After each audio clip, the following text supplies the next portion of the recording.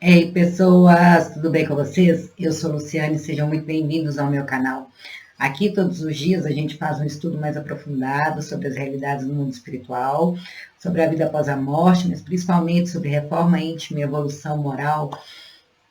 Como é que a gente pode fazer para se melhorar aqui nessa terra, para viver o Evangelho na prática?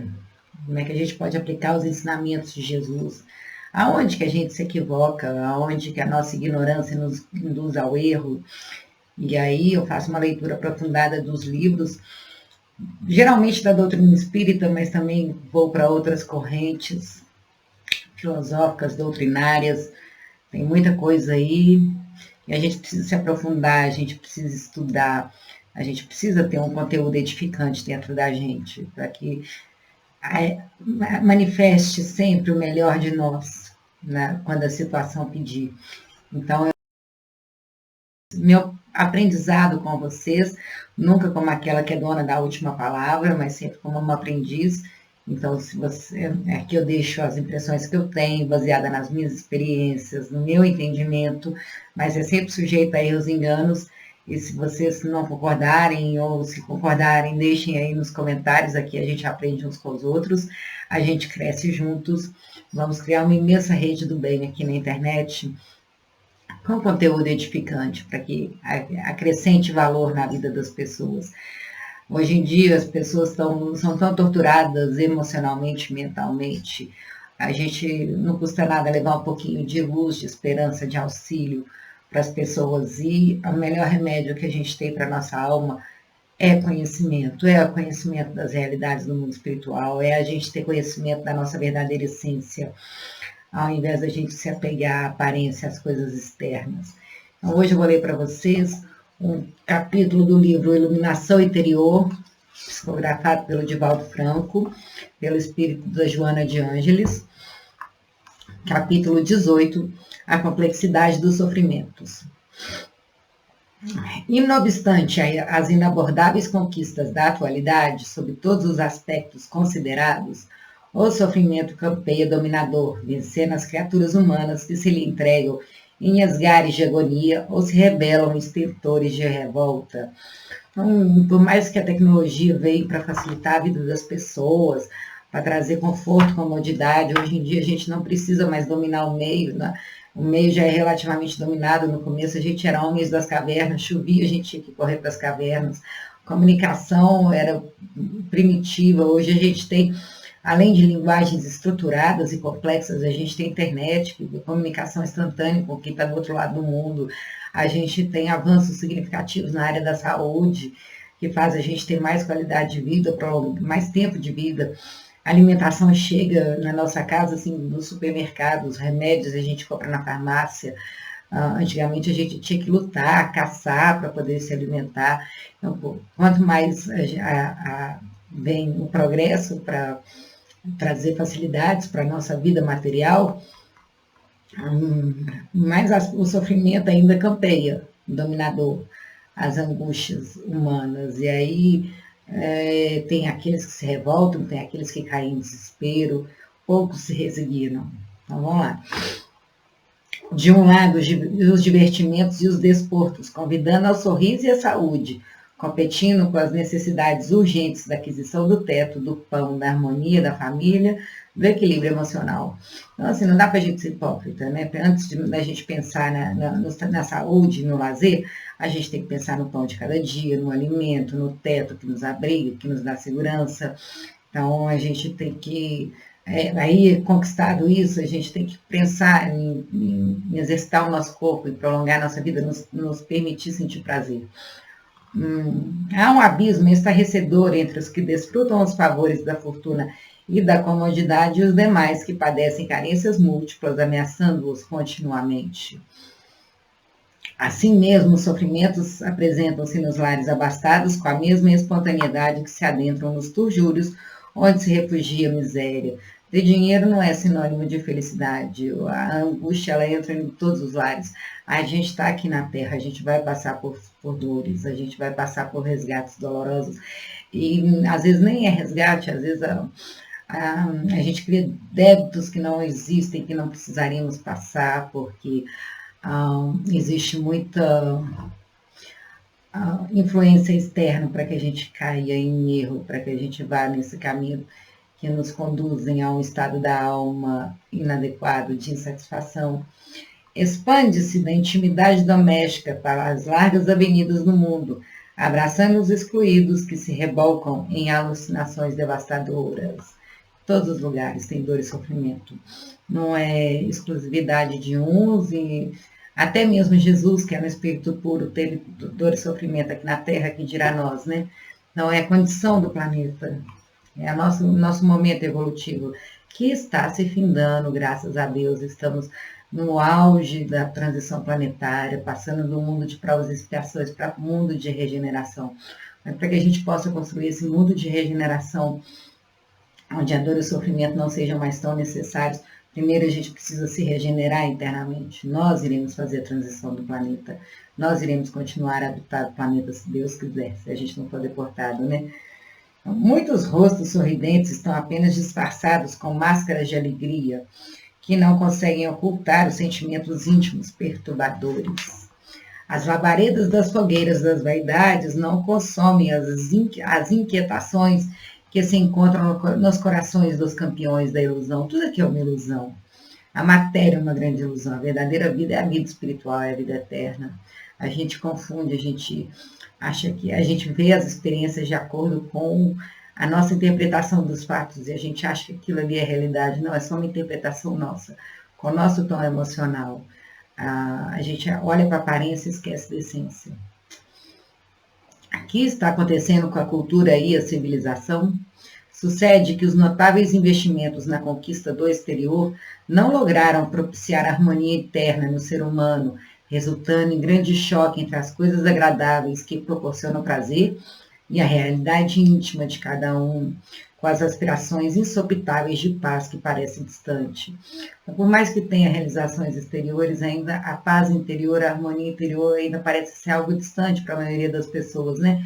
E é isso que a gente tem que buscar aqui na Terra, esse estado de plenitude, de paz interior. As conquistas exteriores produzem sensações e emoções transitórias, que normalmente deixam um grande vazio existencial, por não atenderem às ansiedades do sentimento profundo. Quem não foge do seu vazio procurando distrações e emoções intensas? Porque as coisas exteriores, elas não preenchem a nossa alma. A gente precisa se conectar ao nosso eu interno, a gente precisa se reconectar à alma mundi. A gente precisa sentir que faz parte do todo. Em razão disso, a cultura odierna preconiza o armazenamento de objetos e valores amoedados, como se eles pudessem atender a todas as necessidades, solucionando as dificuldades íntimas daqueles que os possuem. Ou seja, valoriza o consumo, como se comprar as coisas e possuir as coisas fosse solução de todos os problemas íntimos que a gente tem. Certamente, os recursos monetários auxiliam na recuperação da saúde, comprando remédio, indo para bons hospitais, nos relacionamentos sociais, nas movimentações financeiras e viagens de espairecimento, facultando conforto. No entanto, não conseguem alterar as paisagens do pensamento atormentado, nem os conflitos que remanescem dos dias passados, quando foi gerada a culpa, levando a transtornos e aflições. A gente pode até usar o dinheiro para trazer um benefício momentâneo, mas se a gente não tiver paz conosco, se a gente não tiver harmonizado conosco, o dinheiro só vai mascarar. E aí as pessoas vão viver fugindo. Tem que ter um momento de olhar para o espelho e confronto da personalidade, tem que ter coragem para se aceitar como é e se transformar, aceitar suas sombras, todo o fardo que carrega para poder iluminar e transformá-lo em algo benéfico. Sem dúvida, os sofrimentos fazem parte da equação da vida, no binômio saúde e doença. Todavia, em razão das aquisições do conhecimento, enquanto muitos fenômenos orgânicos podem ser atenuados e até mesmo vencidos através das valiosas terapias e tratamentos cirúrgicos, precauções bem delineadas e cuidados especiais, o ser interior, o espírito, em si mesmo, sofre, porque somente ele pode estabelecer os parâmetros para a felicidade e para Somente ele pode estabelecer os parâmetros para a felicidade, as diretrizes para a harmonia. O ser interior é muito diferente daquele que se faz visível e torna-se conhecido. Em essência, nós somos muito diferentes da aparência, né? A gente não se mostra para as pessoas como nós realmente somos, mas como nós gostaríamos de ser vistos. A gente se esconde atrás de camadas e camadas do ego, que é a nossa ferramenta para a gente ser aceito socialmente. E escondemos atrás da nossa personalidade medos, culpas, arrependimentos, fragilidades que a gente não tem coragem de manifestar, com medo de não sermos tão bem queridos, nem não tão bem aceitos como gostaríamos.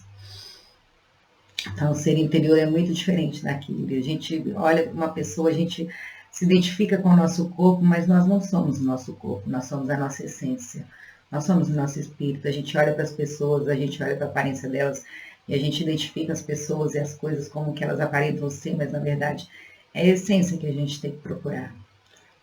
A gente se apega muito nas questões materiais, no racional, naquilo que a gente pode explicar, entender, mas as coisas e as pessoas, na verdade, a gente só consegue explicar com o sentimento.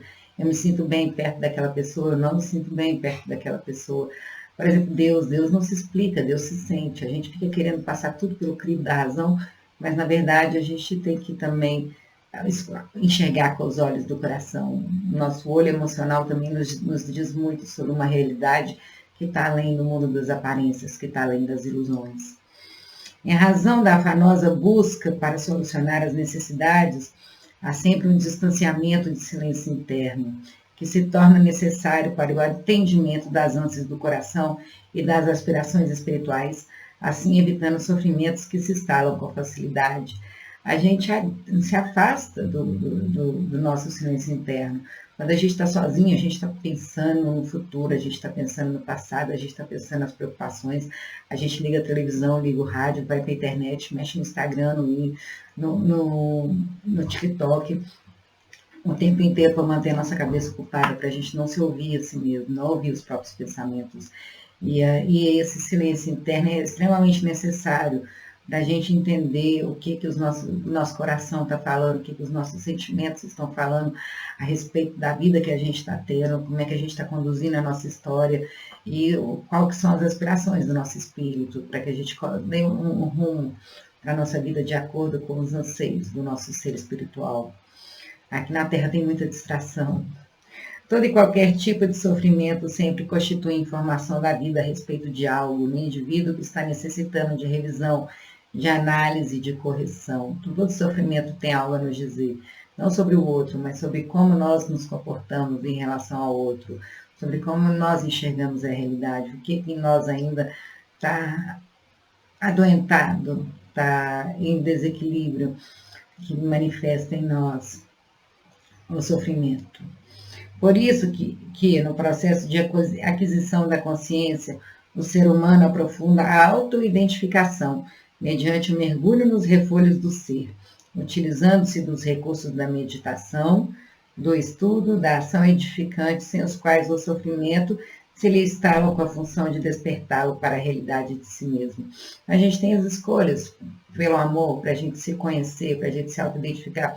É muito fácil acontecer algo ruim, falar, fulano fez isso comigo, por isso que eu estou sofrendo. Não, sempre se trata sobre nós. Eu sou terapeuta floral, isso é uma premissa.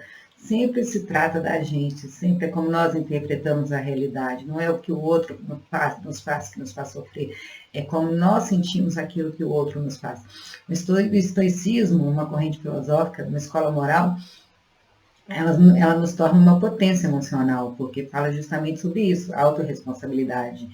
Então, quando a gente procura se auto-identificar, saber quem a gente é em essência, por vontade própria, através do amor, através dos recursos da meditação, do estudo e da ação edificante, que é praticar o bem, fazer a caridade, aí a gente evita que o sofrimento venha como um mensageiro, como professor, para que a gente entre em contato conosco.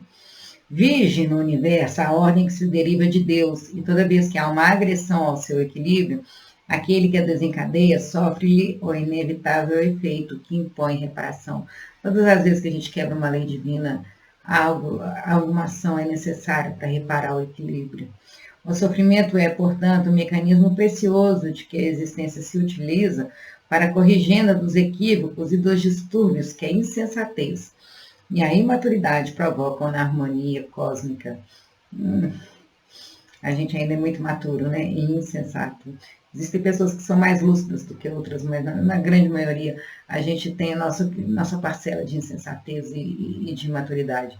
Nós somos crianças emocionais ainda. Qualquer atentado contra a própria pessoa, tudo que a gente faz contra nós mesmos, contra o próximo ou contra a vida, de qualquer forma, transforma-se em débito para com a consciência.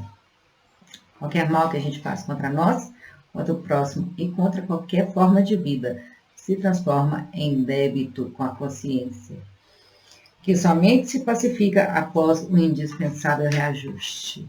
Deus é Deus, né? Como consequência, a carga de aflições é sempre resultante da gravidade ou não do desconcerto gerado anteriormente. Por isso que, menor em uns e mais pesado em outros, considerando-se a diferença de conduta existente entre as diversas criaturas, o nível de responsabilidade e de conhecimento. Isso aqui é importantíssimo. Não foi por outra razão que o Messias Nazareno obtemperou, mas se pedirá àquele que mais recebeu, demonstrando que a responsabilidade de quem conhece as estruturas da vida é sempre maior do que aquele que as ignora. Muitos de nós erramos por ignorância. E aí, como é que a gente pode culpar alguém se ela não sabe o que está errando? Um exemplo muito, eu gosto muito de dar um exemplo muito simples. Aqui no Ocidente, tem uma corrente muito que fala que quem não aceitar Jesus vai para o inferno.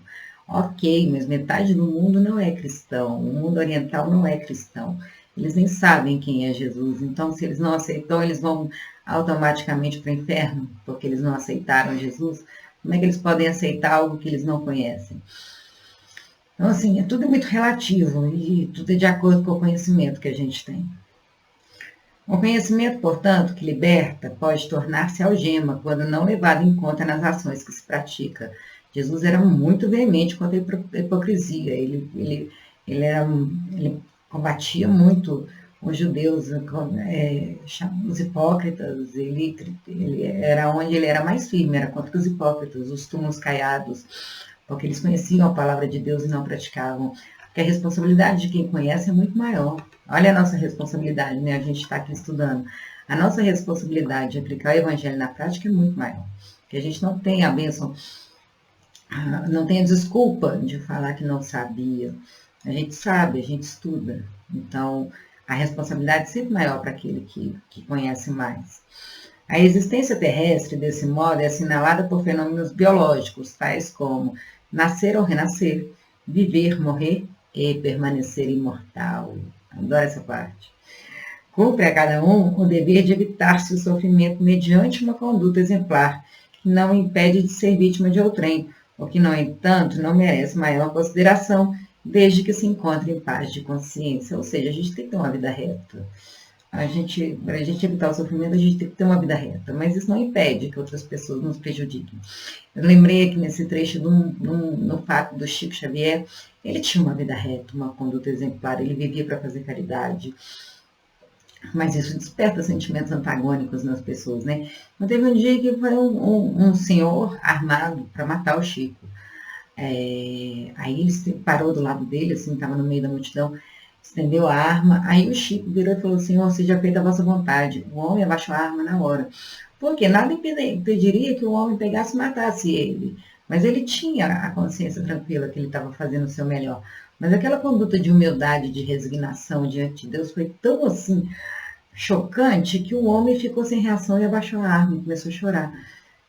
Então, não é que a gente tem uma vida reta, vai desviar do nosso caminho, que outras pessoas nos prejudiquem, mas nós estaremos em paz com a nossa consciência, e é isso que importa no final das contas. A gente não tem que se reajustar com a nossa consciência, a gente não tem que se reajustar com a lei divina. Disso não se derivando qualquer forma de aflição corretiva, não precisando de uma correção, né? Indispensável, igualmente, que haja uma preparação psicológica para as ocorrências orgânicas e emocionais, considerando o desgaste da máquina, do corpo físico, sem que isso afete a estrutura dos sentimentos, cultivando a alegria de viver em qualquer estágio sob as condições que lhes são inerentes. Então, para a gente se preparar psicologicamente, que o nosso corpo ele tem uma vida útil, mas que no desgaste do nosso corpo físico a gente não perca a alegria de viver. A gente saiba aproveitar cada experiência, cada momento da melhor maneira possível, com leveza e gratidão.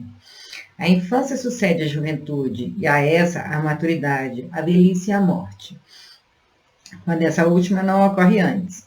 Cada fase possui o seu encantamento, os seus valores e contributos, que são básicos para a construção da existência feliz.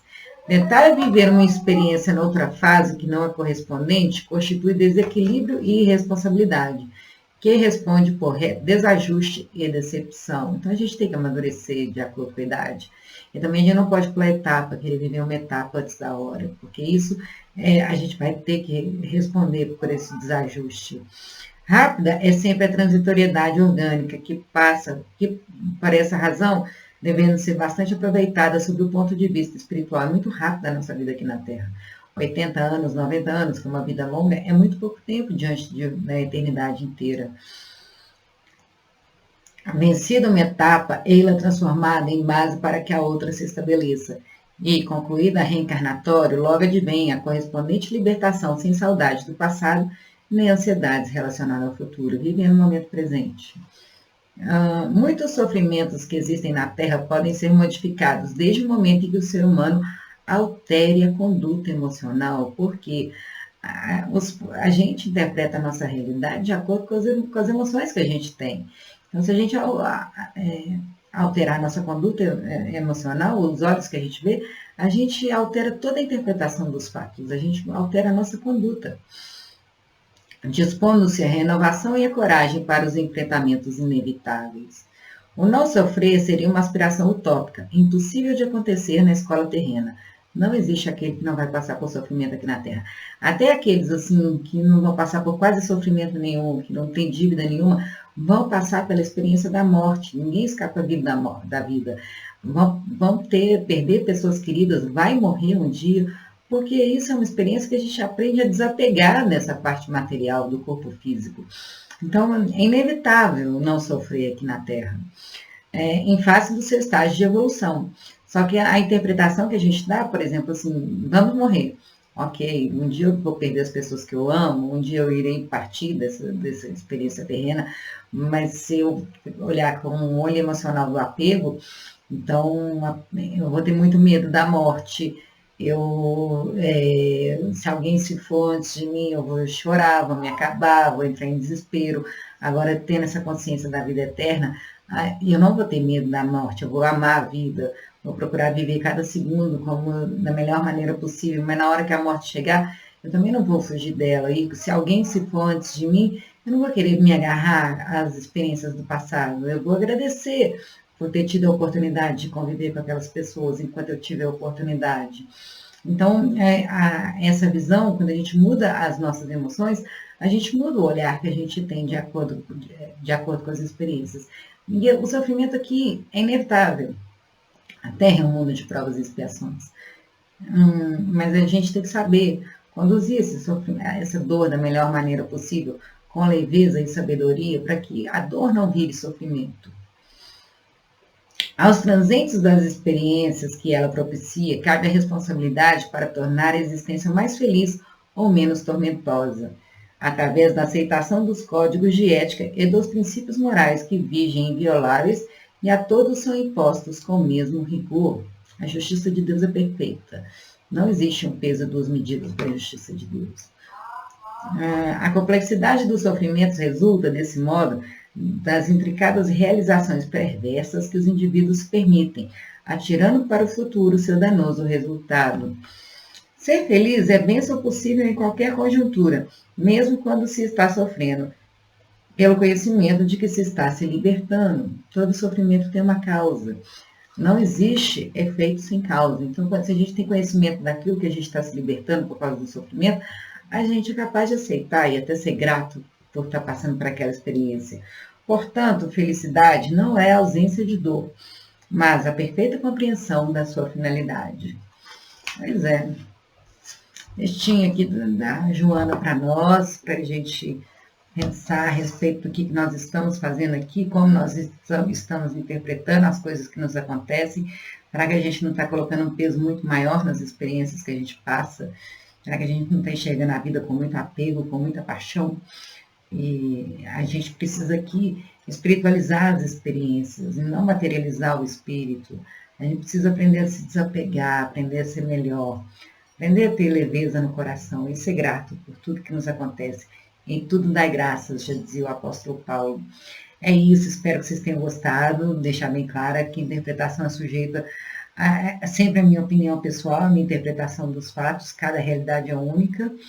E se a gente achar que assim, a maneira que a gente enxerga a vida é a realidade de fato, é uma grande ilusão mesmo, porque nosso entendimento aqui é muito limitado e cada um vai ter a sua própria realidade, mas é contribuindo uns com os outros, é compartilhando que a gente pode chegar num senso comum, no que seria o mais adequado, do que seria o melhor. Comentem, curtem, compartilhem, se inscrevam no canal.